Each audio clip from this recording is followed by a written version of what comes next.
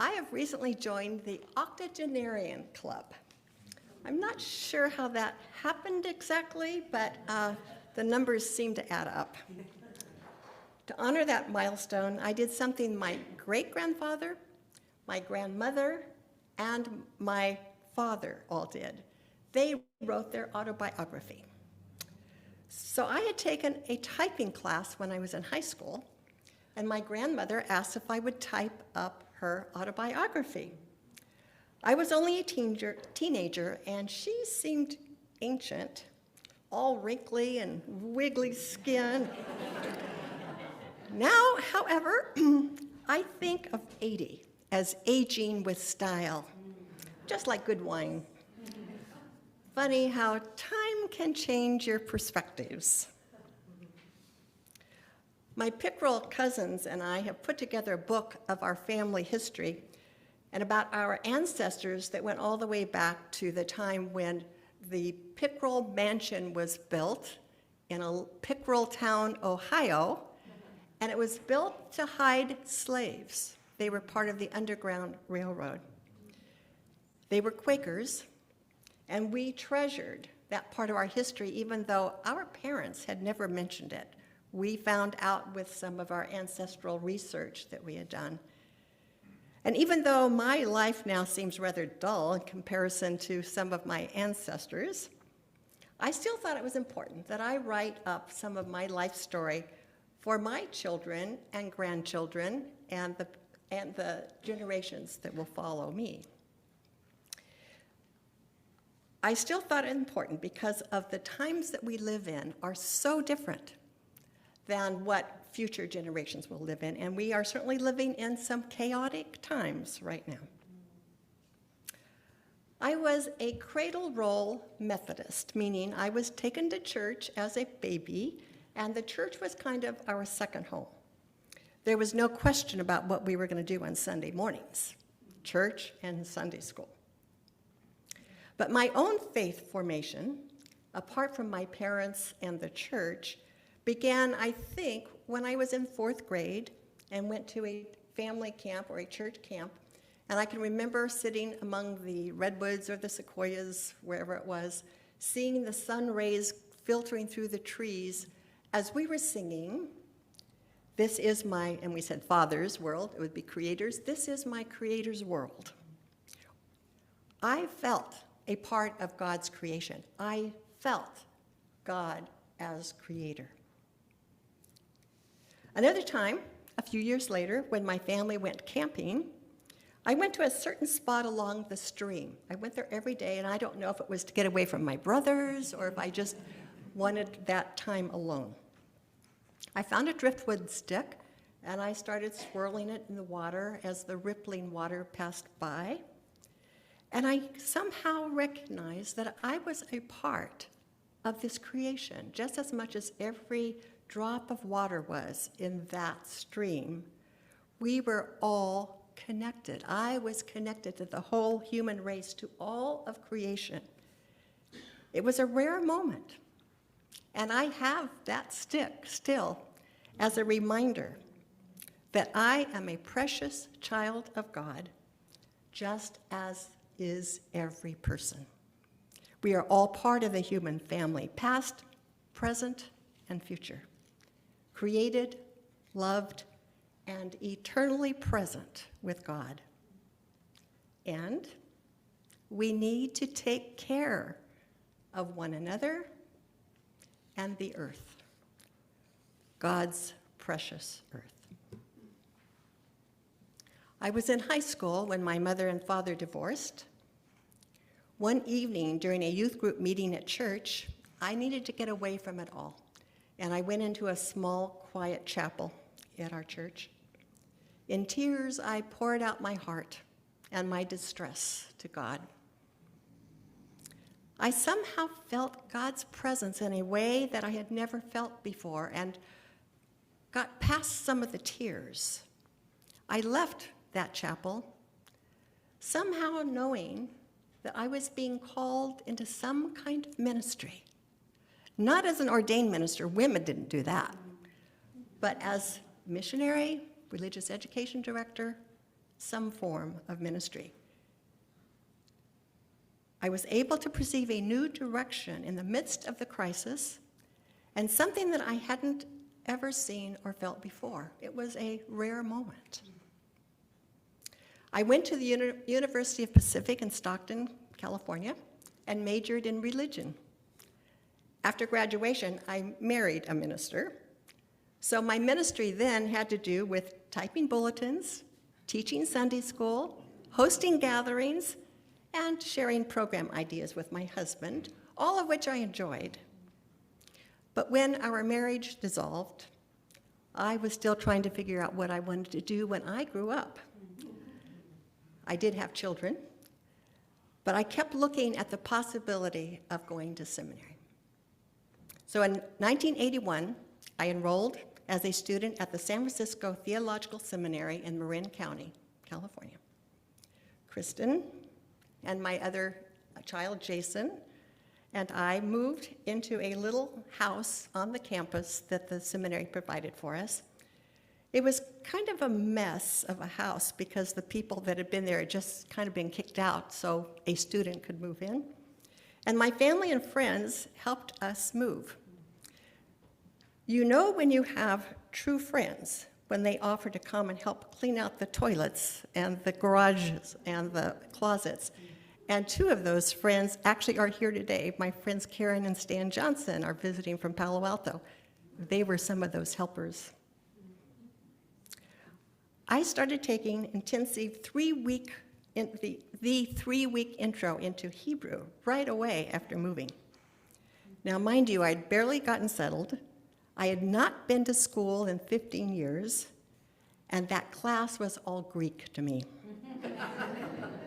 Actually, I had to take the Greek intro the next year, and it really was Greek. Those first few weeks of seminary, I would go outside into this beautiful courtyard, look up at Mount Tam and say, "My God, what have I done?" Moments of shock and terror.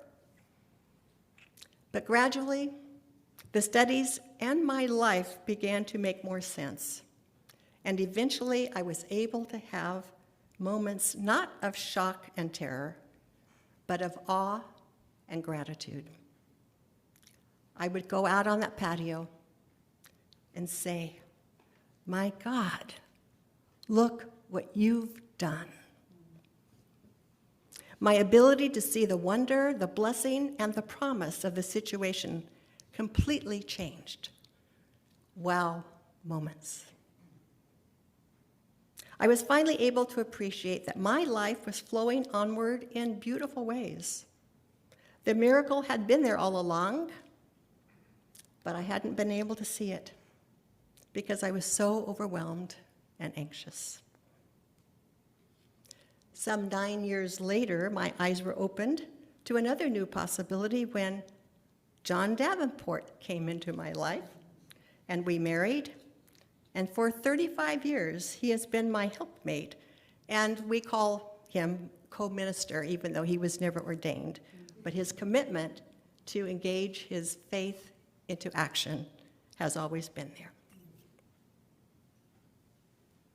It's all in the perspective of where we're standing, whether we're looking at an elephant or our own life, and to what assumptions we bring to a situation that we can really see something as if for the first time. I've always loved the quote by Joseph Croce, "The rare moment is not the moment when there is something worth looking at, but the moment when we are capable of seeing."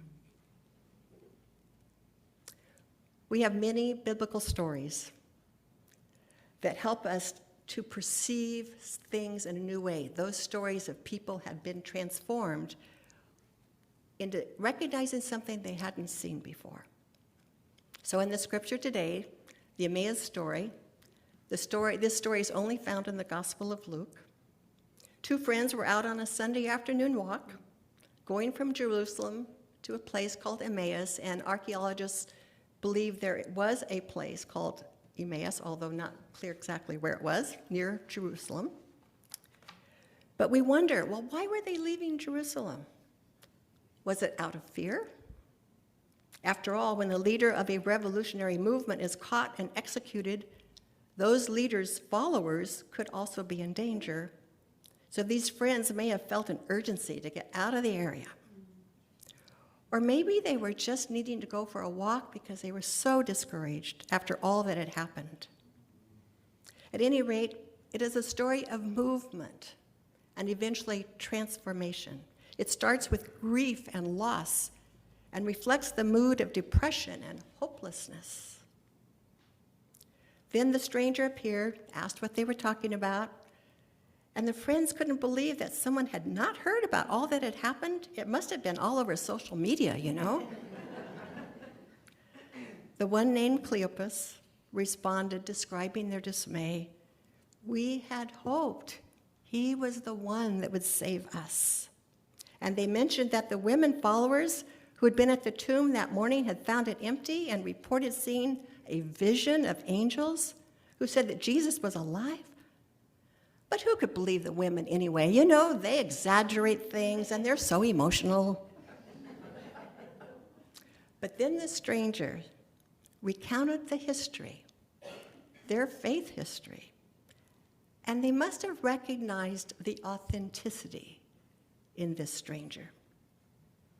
So by the time they got to Emmaus, the travelers offered this stranger hospitality, the Hebrew concept of haknashat, or kim. Haknashat, if I'm saying it right, means to bring in, and orkim means guests. So bringing in guests, showing them kindness and hospitality, even though they might be strangers.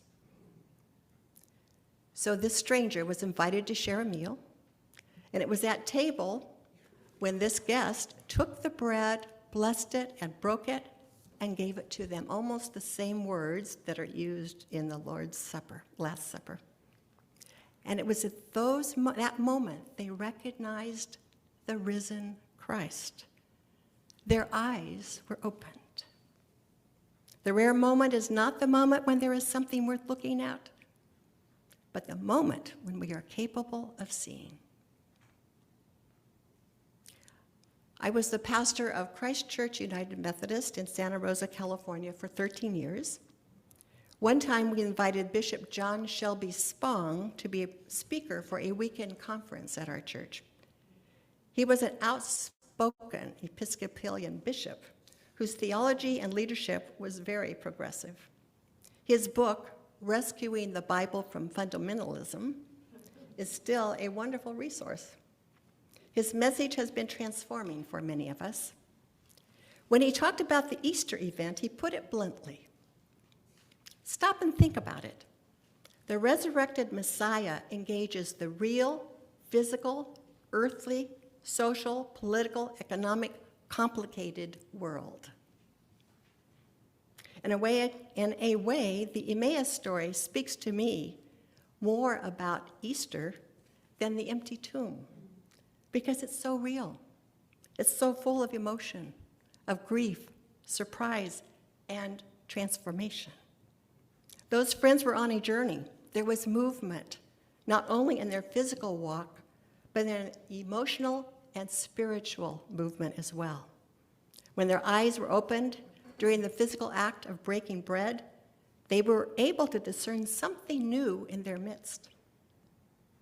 It is remarkable, I think, that one of our main sacraments in the church is where we break bread and drink together. Food. I like food. And in the process, we are being fed physically and spiritually, and we're being nourished by gathering in community. While it is true we cannot exist without food, it is also true that if we lack significant social interactions, our lives are impaired. We need the nourishment of relationships, of meaningful conversation, of human interactions. In some elemental way, the feeding of our bodies also feeds our souls and moves our relationships to deeper levels. We see the world differently when we feel the grace and blessing of community. That recently happened to me in this church. I have planned and participated in many Maundy Thursday services over my life, but I was especially moved by the service here a week ago Thursday. From the entrance into the sanctuary with the cross draped in purple, the hand-washing ritual by our servant priest, Pastor Amara, then the Taizé music and the readings and the decor, the lighting of the candles in the shape of the cross. And we were invited then to leave this space and go into the social hall. What do you call it? The social hall? Stewart Hall? I'm new. Where the tables were beautifully set with bread baskets wrapped with purple napkins. And after choosing between 5 wonderful homemade soups, how do you choose? We shared communion at the tables, passing and offering bread to each other, and we enjoyed soup over table fellowship. Then we were invited back into the sanctuary. With each reading, a candle was extinguished, leading us to the crucifixion. It was a deeply spiritual, touching service.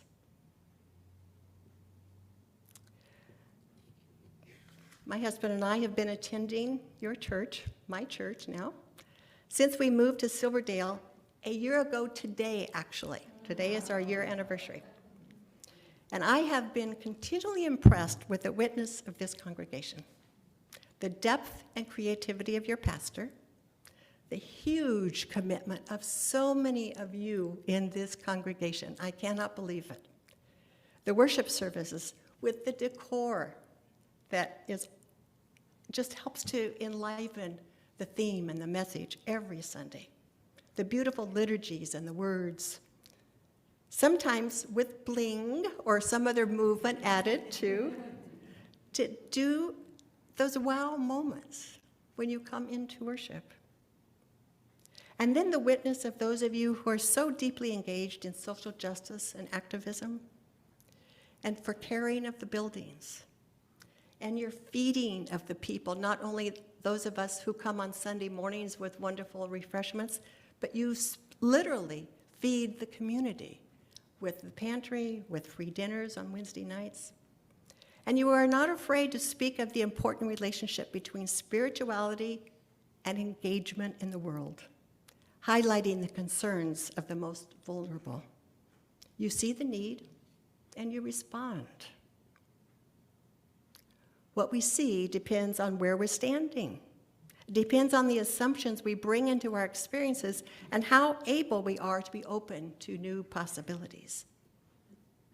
If we live a life of privilege, we may feel the pinch of declining stock market right now. But if we're barely making it paycheck to paycheck and then lose a job because of government shutdowns or downsizing, or lose health care resources, or Social Security is cut back, then anxiety, fear, and panic may follow. It is also true that even if the chaos that is crippling our country right now doesn't affect us personally yet, just being able to see the reality of those who are most vulnerable, who are being deported, who are being stripped of their rights and resources, all of it, so much more, it's gut-wrenching. We may cringe knowing that science, history, and facts are being distorted or erased, that education, libraries, preventative measures for caring for the environment are being eliminated. The list goes on and on. But we don't have to get stuck there. John and I have been part of a discussion group on Zoom using Brian McLaurin's book, Life After Doom, Wisdom and Courage for a World Falling Apart. As you might imagine, it does not make for jolly reading, but it was an important book for us.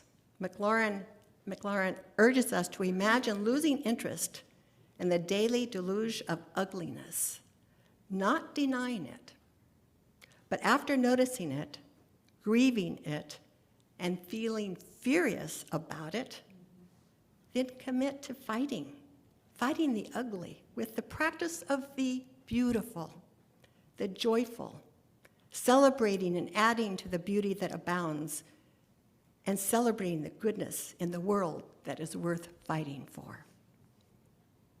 As awful as the news is today, it is the stories of the people with courage who stand up for what is right and good that gives us hope and a new way of seeing our place in the world. So thank you, Suquamish UCC, for seeing the world with compassionate eyes and for responding, for these are rare moments indeed. And I want to close